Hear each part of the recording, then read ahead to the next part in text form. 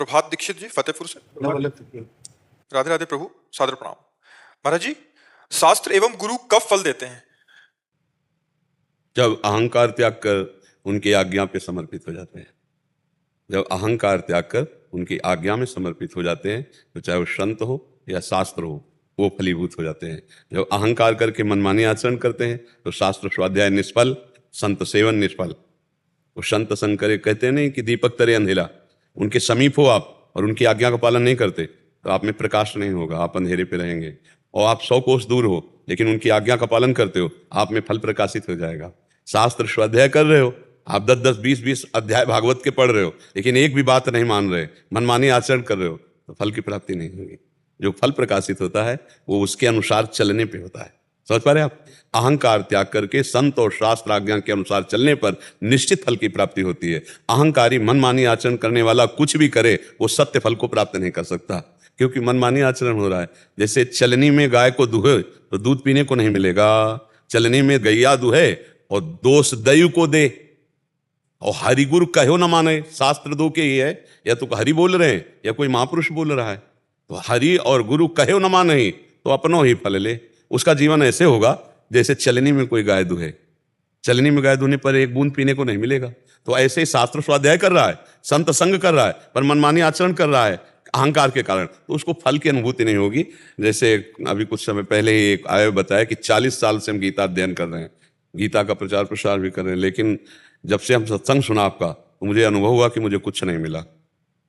तो कम से कम भगवान की इतनी कृपा है कि सत्य बात तो समझ में आ रही उनकी कि मुझे कुछ अनुभव, तो ऐसा क्यों अनुभव में क्यों नहीं आया? उनका प्रश्न यही था कि अनुभव में क्यों? तो अनुभव में इसीलिए है कि आप शास्त्र तो बोल रहे हैं, दूसरे को सुना रहे हैं, लेकिन कोई न कोई छेद है इनसे। कहा अगर हम उनकी आज्ञा के अनुसार गीता की नहीं चलते, भागवत के अनुसार नहीं चलते, संत महापुरुषों के अनुसार नहीं चलते, तो हम फल को नहीं प्राप्त कर पाएंगे। जैसे बिहारी जी जाना इधर और आप दौड़ लगा दो छठी कला की तरफ, और आप दूसरे से कहो कि मैं बिहारी जी को प्राप्त करके ही रहूंगा, देखते हम खूब दौड़ लगाएंगे, तो जितना दौड़ लगाओगे आप दूरी बनाते चले जाओगे अहंकार के कारण।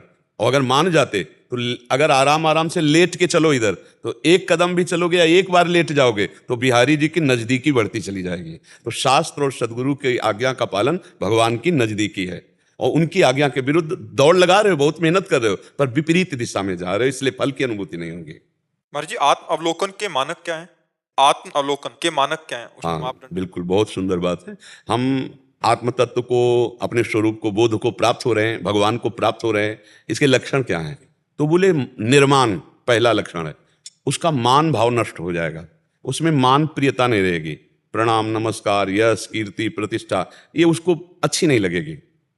सबसे पहला लक्षण है, क्योंकि कंचन और कामिनी, इन दो पर विजय प्राप्त करने वाला ही आत्मस्वरूप या भगवान की प्राप्ति की। तो ये तीसरे में फंस जाता है, मान में, जो मान, प्रतिष्ठा, कीर्ति, जो इनका त्यागी है।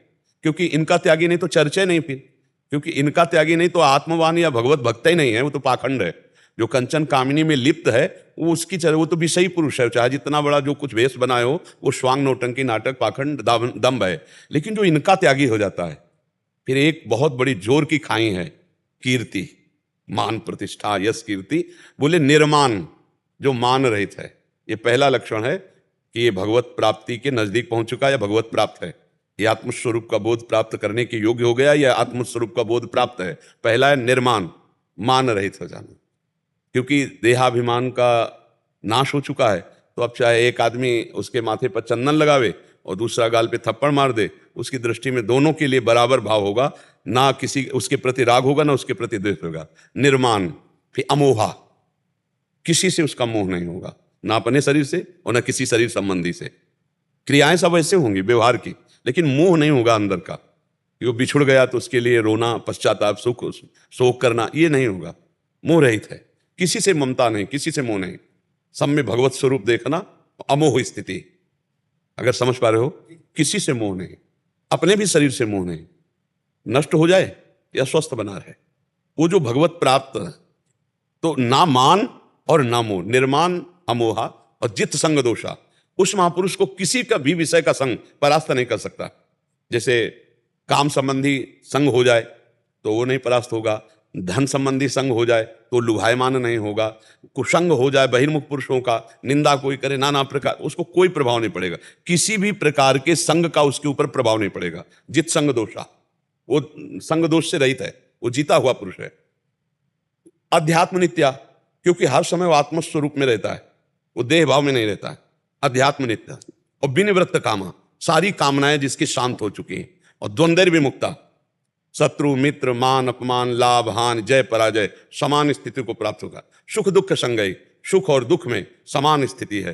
बोले ऐसा अमूढ़ पुरुष मतलब ज्ञानवान, वो परम पद का अधिकारी हो चुका है, वो आत्मबोध को प्राप्त हो रहा है, भगवत साक्षात्कार के योग्य हो गया है या भगवत साक्षात्कार हो गया। ये लक्षण जिनमें पाए जाए, मान रहित, मोह रहित, संग दोष रहित स्वरूप में स्थिति, और कभी भी किसी भी तरह की कोई कामना नहीं, किसी भी द्वंद्व से कोई भी हृदय में हलचल नहीं, सुख दुख में समान भाव, गच्छन्त मूढ़ा पद्मभ्यम तत्, वो परम पद अव्यय पद का अधिकारी हो गया, वो आत्म स्वरूप में स्थित हो भगवत प्राप्त महात्मा हो गया। समझ पा रहे आप जी।